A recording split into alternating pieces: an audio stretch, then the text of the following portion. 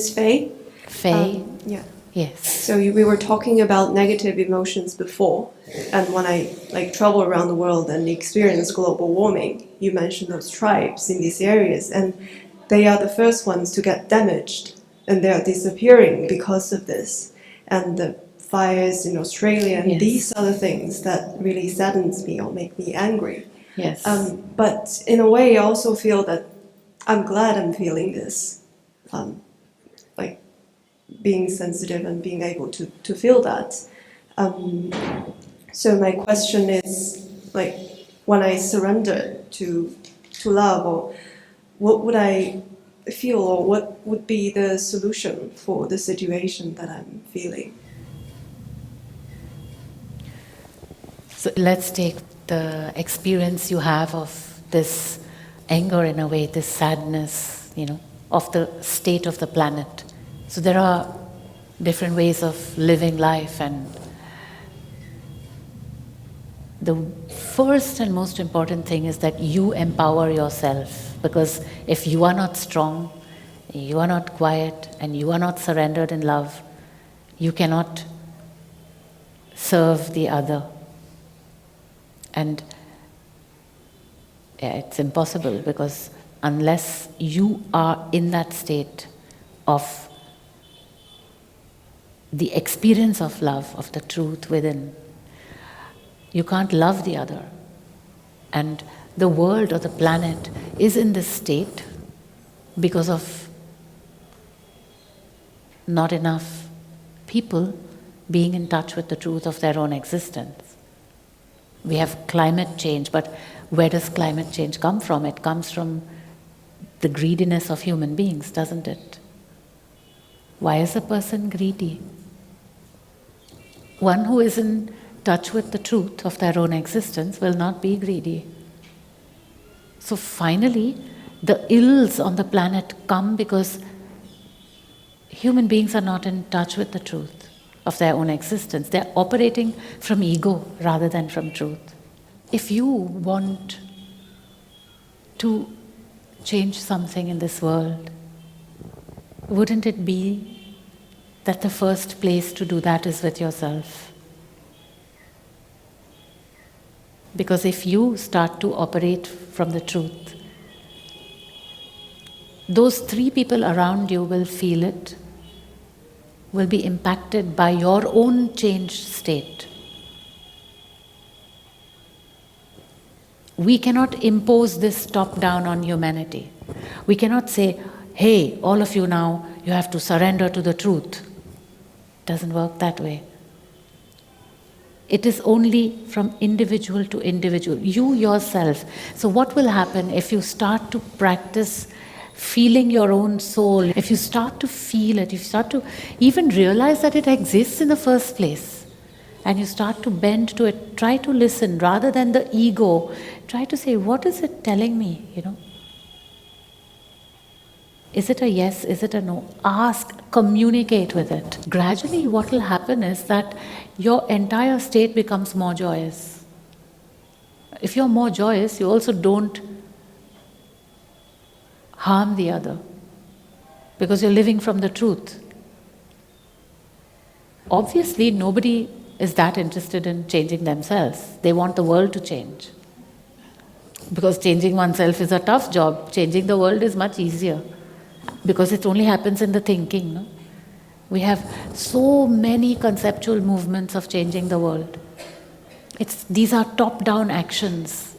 We want to change this, climate change, this change, that will change the world. But actually the world only will change if the individual changes. Which is why this practice that is taught here is so amazing, because it is so empowering. The moment you start to actually do this, not as a concept, not hearing me and saying, oh, that's an interesting idea, it's a possibility, yeah, maybe. But actually say, okay, I am going to try now to feel my soul, my master, the Antaratman, the source. And I'm going to see if this action I'm doing is emerging from the impulse of that soul, or is it the ego again making me do something? If you start to discern, can you imagine how many of your actions will start to emerge more and more from the truth? And the more your actions emerge from the truth, the less suffering there'll be in your life. The less suffering there is in your life, the less suffering there'll be around you. It's how it works. Of course, I'm not saying don't do things for climate change and don't go and, demonstrate in Washington. I'm not saying not to do those things. What I'm saying is that the joy of existence of this life for you comes as you surrender to your own master. It starts there. And from there, gradually, what will happen? Suddenly everybody's fighting with their families, fighting with their boyfriends, their girlfriends. Those fights will start to reduce. There's already more joy surrounding you.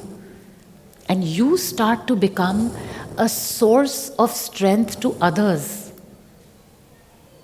who then become stronger. It has to begin with oneself. And you know what also is quite interesting, Faye?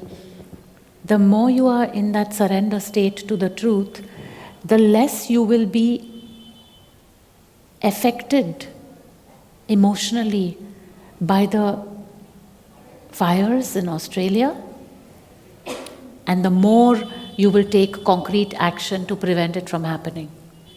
That's the amazing thing. Because there are so many people around the world who have been so shocked with what has happened in Australia. I had in Tiruvannamalai, there was a woman, she was just weeping. That shock is so deep. And the way one deals with it is not that one is helplessly sitting there, but one starts to surrender to the truth, surrender. Every small action coming from the truth changes more than every big action coming from ego.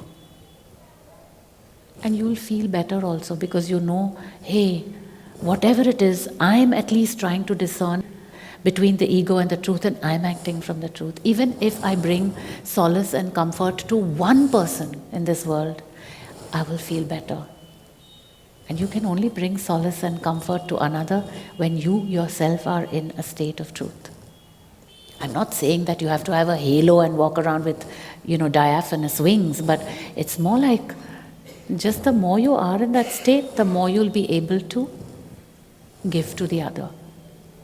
And the helplessness dissipates instantly, because helplessness is ego's way of keeping you as a victim, as a slave. Anytime you feel helpless about something, it's the ego. For sure, it's the ego. What else is it? You won't feel helpless if you act from the truth. Remember it. In those moments when the helplessness feeling comes, when the anger and the sadness at what is happening on the planet, remember you can change it by tuning in and acting from the truth yourself. Maybe the truth tells you don't get on that plane at all. Maybe the truth tells you have to fly 20,000 times around the earth. You never know, because the truth doesn't care for what society says or thinks. It just doesn't give a hoot about it. It's independent of all ideas we have about good and bad and, right and wrong and all that stuff.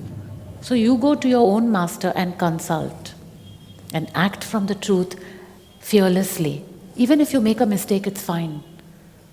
Even if it's not the truth and it was the ego in this case, it's still better to take that risk than not to ask at all, not to refer to the truth at all, to the soul. You'll feel strong then, That is spirituality. Spirituality never works top down. The moment something happens top down, it's religion. That's why the world is in this mess. Because of what religion has done. Or how religion has been misused and misinterpreted to suit the ambitions of greedy capital around the world. You want to fight that? Go with the truth. And within hours, within days, something fundamentally will change. And it's not that you're blissing out and you're in this state of, wow, man, it's all cool. No, it will be cool, but you won't be blissed out. You'll be blissed in, you'll be present, and it will be cool. And you'll be actually able to do concrete things to change this situation on our beloved planet. Can I ask another question? Yes, no one has a hand up, so you can, yes. Thank you. Because I'm new to this practice of surrendering, when you mentioned the master, maybe I don't remember how the master looks like in my childhood, but how can I know this is the real master? This is not just in my imagination or I just created in my head.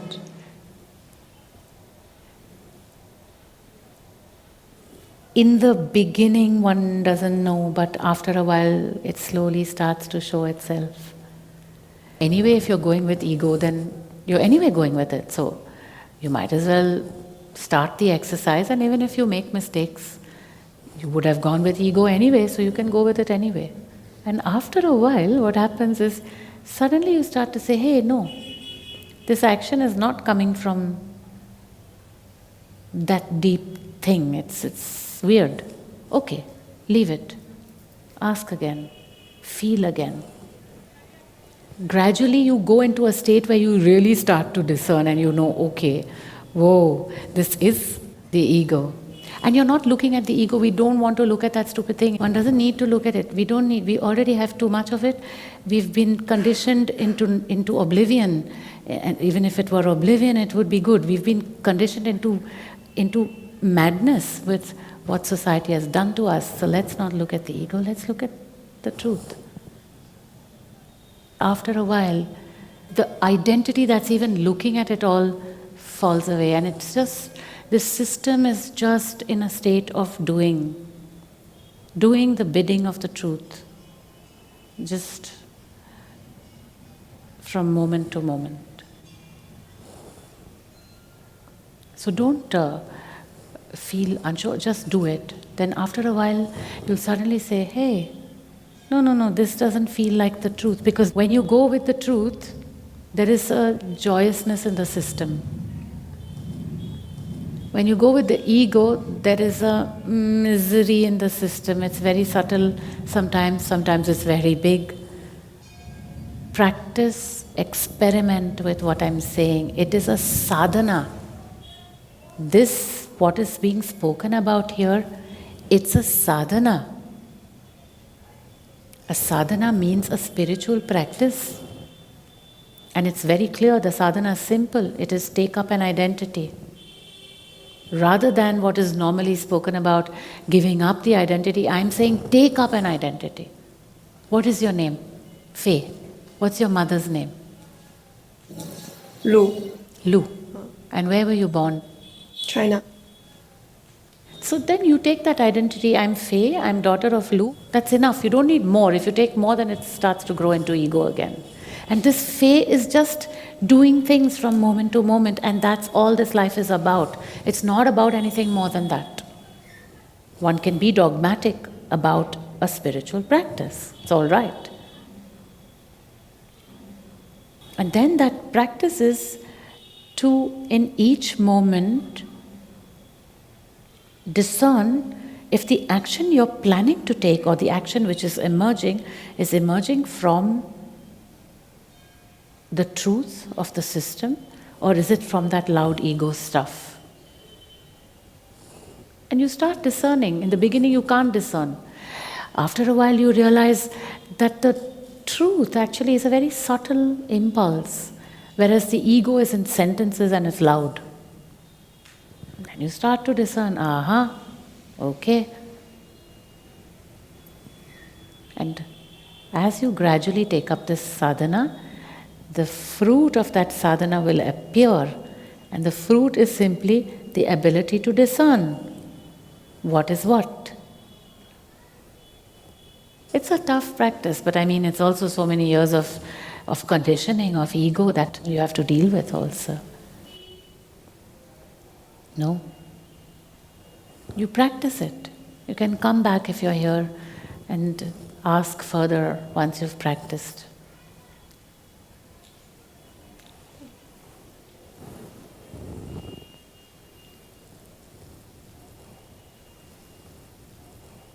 It is a sort of a radical practice actually, because it simplifies things to the point where there's no escape anymore into blissing out and into embroidery and icing on the cake and so on.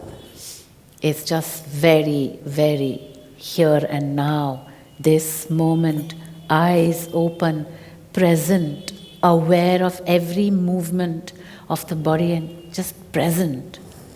It's tough, it's challenging, but it is a sadhana.